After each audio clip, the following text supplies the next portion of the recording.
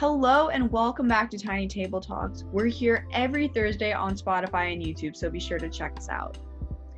Last week, the Tiny Table Talks team came together to talk about how special events are celebrated now during quarantine, and we even had a celebration of our own when we celebrated Ben's graduation.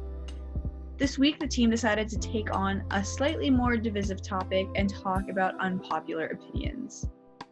And while we did manage to have some good conversations and share unpopular opinions, bad tech can sometimes happen to good people. And many of us were affected. So as a result, this episode is a little bit more of a mini episode. We still managed to have a meaningful chat about unpopular opinions, but this one will be a little more bite-sized in comparison to our other episodes. More of an episode 2.5 than an episode 3. As always, we've recently been doing our episodes via Zoom chat because of social distancing. So here we are now discussing unpopular opinions for a short but sweet time. My name is Ariana, and I was in the Zoom with 4 people. Hi. Hello. Hi, back at it again into my bathroom. I'm Chloe. Hello, everyone. My name is Sabrina. I am at a slightly different angle today, so I hope that's okay. I'm pretty neutral on opinion, so this is going to be an interesting discussion. Hi, I'm Ben, and like many 22-year-old awkward dudes, I spend most of my time thinking about things that I hate, so I can't wait to share them with you. Hi, I'm Maeva, and I'm here again, and I'm ready to fight people who are not agreeing with my opinion. What was the most unpopular opinion you held as a child? Well, we definitely touched base with this last week for me a lot, which was I never liked Pokemon that much when I was a kid. And it was never really anything against the game itself. I don't like go at home and like throw darts at like a picture of Pikachu or anything like that. I just really didn't like the concept of it. For whatever reason, like the concept of it was always a little weird to me. Even at like even when I was in like 4th grade, I was like, I don't understand how all these monsters are alive and how you get them to fight. So I would get into and also I was always a Yu-Gi-Oh kid. I want to make that clear. So I got into like a civil war with about half the kids in my schoolyard. And we're in elementary school, so we have a hell of a lot of weird arguments. I remember many times they were their response to me not liking Pokemon is just like, just wait till we find out Pokemon are real. They're gonna come in and they're gonna attack you and we're gonna laugh. And I was like, can't wait, bro, can't wait. I have a little bit of a similar story. Now I do like Pokemon, but back then I wasn't a Pokemon kind of person either. Actually, I was like super into Digimon. Nobody knew about. Oh, really? No way. Nobody knew about Digimon. Like what? Yeah. I knew about them, but I like Digimon better because they talked, but then Pokemon had better designs. I can agree with that. When it comes to art style, yeah. But I watched all the different like the different stories, because there were so many different seasons of Digimon. So that's another series they really milked too. Mm-hmm. But yeah, Digimon over Pokemon for me, definitely. I totally forgot about Digimon. Like we're still into even now, even if it's something we were kids, Pokemon is still into our culture and everything. But Digimon, everybody totally forgot about it. Mm-hmm. I was team Pokemon, actually. Did because I know, Ben, you said that you had kids like getting upset with you on not liking Pokemon. Sabrina, did you ever have anyone hate on you for being more into Digimon, or were you very much like the person who was like, no, Digimon over Pokemon? You were very like passionate about it. Oh no, when I was like back in elementary school, nobody actually watched anime at all. So okay, I'm gonna put this out there, and like I hope you guys don't get mad at me. I haven't watched a lot of Disney movies such as like The Lion King. I've never seen it. Stuff like that. No way, really? I mean, Lion King, yes, but like a lot of Disney. A lot of Disney. I was never a Disney kid. I did not understand like any of it. Anytime anybody would like bring that up. And then when it comes to, because I was pretty big in the anime scene, because like I was introduced to it by all my cousins. but yeah, everybody saw me too as like the weird kid. She's like, she doesn't watch any like mainstream like shows or anything like that. Like I watched like all the Japanese animes. I wasn't even into like the Powerpuff Girls all that much either, or stuff like that. All those okay, shows. now you lost me, Sabrina. Now that actually anime's kind of made like not even a resurgence, but I guess now it is more mainstream and more popularized now. How did you feel about that? How did you feel about maybe people who were kind of like, oh, I wouldn't watch that in the past, like changing their minds now and they're like, we love anime?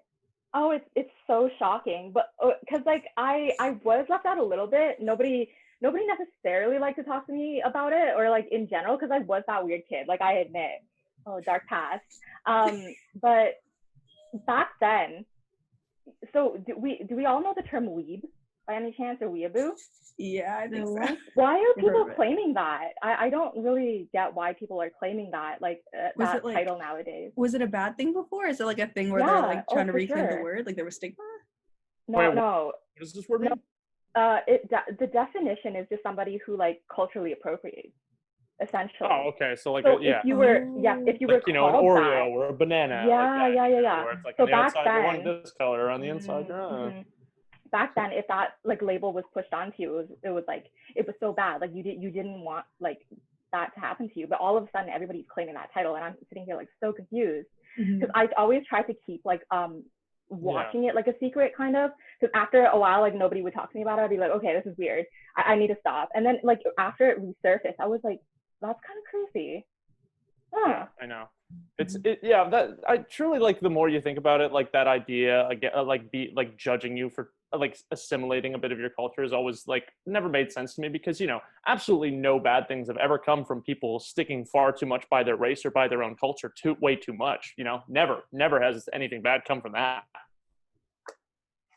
Yeah, no, but of course not. Cultural assimilation is not only natural, like because it allows you to learn a lot more about just people who are very different to you, but it's also just a sign of courageousness in just the individual, because it means that I'm okay maybe accepting that like my own culture doesn't quite give me everything that's possible, that's like could like possibly be afforded to me, and like I'm able to still go out and explore other cultures and see what aspects of them I like and I want to take on as my own. I mean, I guess now today, especially with social media and everything, like before there used to kind of be like a predominant kind of culture, like whatever, there was maybe like 3 or 4 like big shows, but then now you have things like broken down into like so many different areas you can try to watch, different shows from different backgrounds. Like again, like on Netflix, for example, you have international shows and like international films, which was never an option before. They weren't like so accessible and all of that. Yeah, I know. It's the landscape's definitely changed a lot, because while I feel like I still agree with what I was saying before, where when you get older, you do start to really like zero in on things you love, things you don't love. I feel like now it is getting harder, because I'm finding like less and less people who watch or enjoy the exact same things as me, simply because of how saturated so many markets have become. I mean, when was the last time you met someone and the two of you could name like more than 3 shows on Netflix that both of you had watched? Anyone? It's true. Yeah. Because there's no like water cooler shows anymore. Like before, like for example, everyone saw Game of Thrones. I think that was like the last big one where most people at least knew about it and could talk about it. And the unpopular opinion was either like, I don't watch Game of Thrones or I don't like Game of Thrones, like for the longest time. Oh yeah. The Reddit went down. Well, actually, with like mainstream media, I started watching a lot of shows because of like a negative connotation with it, like Riverdale. Yes. Such and so forth. I was gonna bring that one up. Yeah. Yeah, Riverdale, and I can't remember, but there was another one. But they because of like the amount of hate that was getting, it actually pushed me to watch that show. I don't know. Has anyone had like similar experiences? Oh, I have sort of the opposite, where I watched it pretty much right from when the pilot came out. And season 1 happened, and season 1, like almost everyone agrees, it was pretty good. It wasn't perfect. It still definitely had those. Oh no, it was trash. It was garbage. Like dumb. No, I kind of like season 1. It was simple, but it was dumb. And then season 2 and beyond, just like not even just because like not only became really weird, but just as like the concept of the show that they were building up in season 1 also just completely crumbled apart. Like season 2 was when I started to really despise that show, because again, like your 4 main characters, Archie, Jughead, Betty, Veronica, like they all had kind of established characters in the first season, and pretty much over the course of season 2, completely took those character designs and threw them out the back window by their choices. Like pretty, each one of them did almost something completely opposite to what we had been led to believe these characters believe in up to that point. So Me, just it's more okay. it's more the fact that the story in the season 2 and season 3 doesn't make any sense. Like there is so many different story inside the story. Like every characters have something different happening into the show, and you kind of how that many things can happen into this small city that doesn't make any sense. So I know with Riverdale, like the general consensus, at least, like the people I've talked to or like what I've seen online, has been that it is pretty much like garbage, but it's entertaining garbage. Like I when I started watching it with my brother, like we literally watched it to laugh at it. Oh, Maeva's gone. Oh no, we lost Maeva. Yeah. But so it was more of a thing of, it wasn't so much, I can't wait to see what happens next. It was literally more like, I can't believe they did this. How are they going to make it worse next week? Let's find out. Oh man.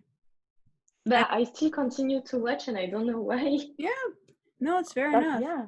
It'll be interesting to see how it ages in the future, especially because it's already like this now. Like a lot of shows kind of end up like that once you watch them years later and they're very dated. Seasonal rot.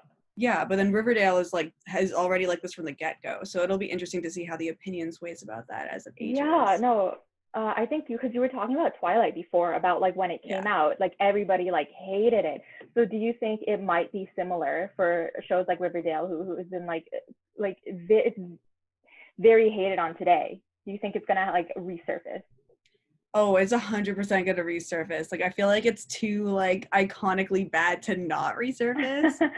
Most of the time, people now, they don't want to focus that much when they're watching something. They just want to push play and be entertained.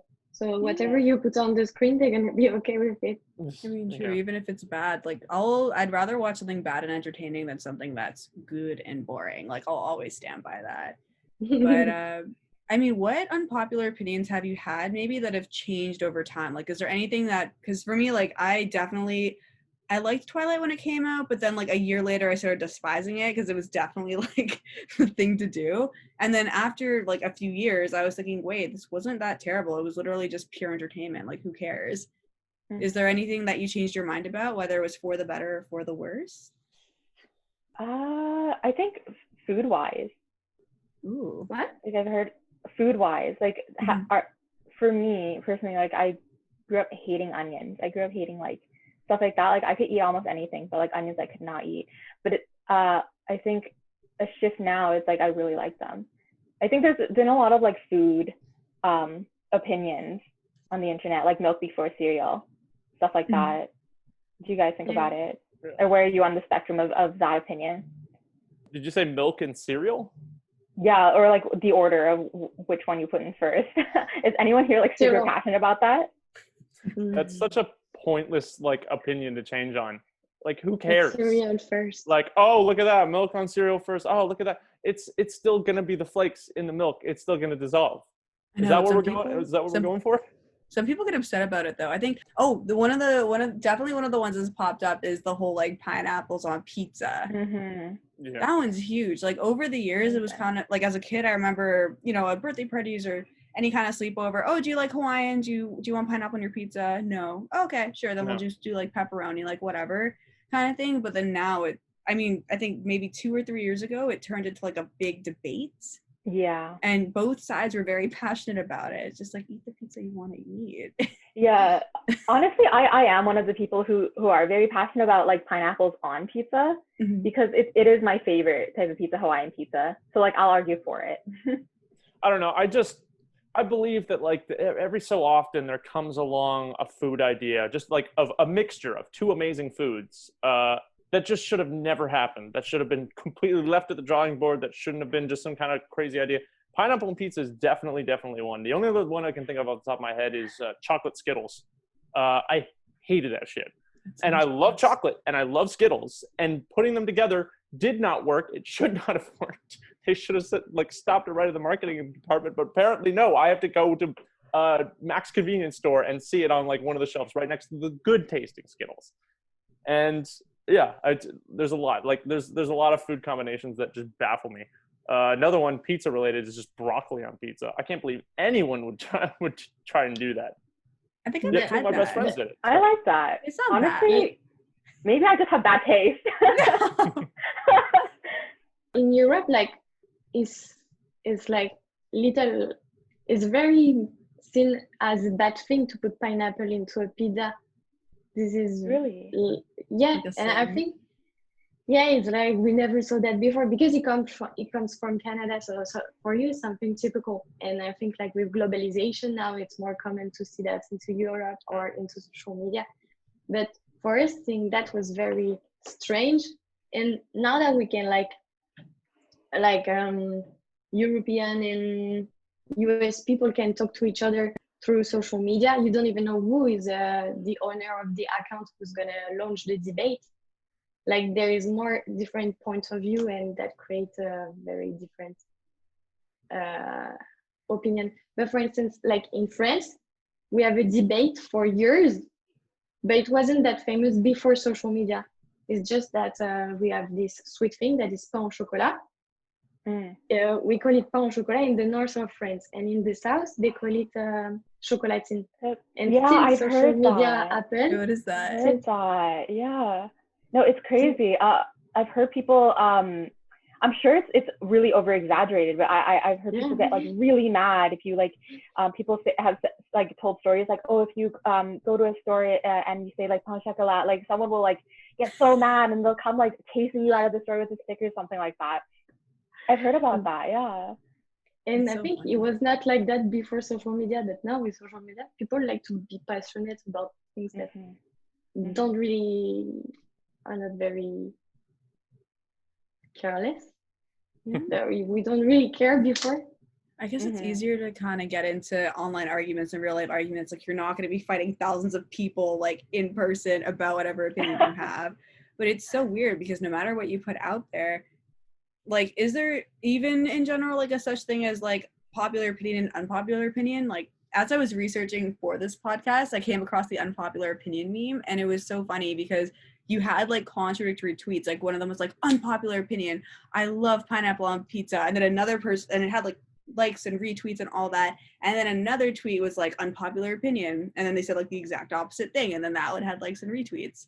And it's like, at what point, like when do those turn into popular opinions? Like maybe they're contradictory now, but neither of them seem to be unpopular. Right. I think it's mostly just contradicting opinions. It's not necessarily like popular or unpopular opinions, because at the end of the day it's all popular. Once it's like it hit mainstream media and everyone's talking about it, it counts as popular, you know? Yeah, and I was actually gonna try and point this out, is that so far we've been talking about like fairly like debatable opinions, like opinions that like sometimes people could call it unpopular, but no matter what, like there's still meaning and like arguments on both sides. I mean, what I was kind of hoping to hear from everyone, like maybe one from each of us, is just that one opinion that like truly like would baffle the rest of us. Like I hate like sliced bread, or I don't like chocolate, or I don't think that that Robert De Niro is gifted at acting, or something like that. Does anyone have like those like crazy ones?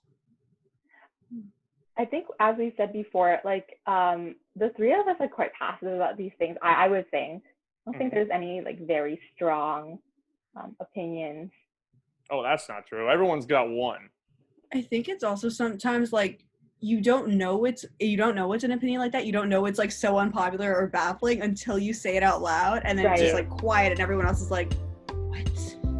You don't like this? Or you think this person is overrated?"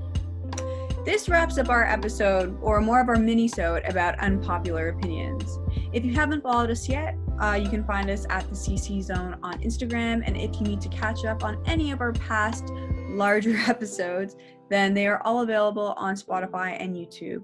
Join us next week when we have a longer and hopefully more technologically seamless discussion about friendship in honor of International Friendship Day.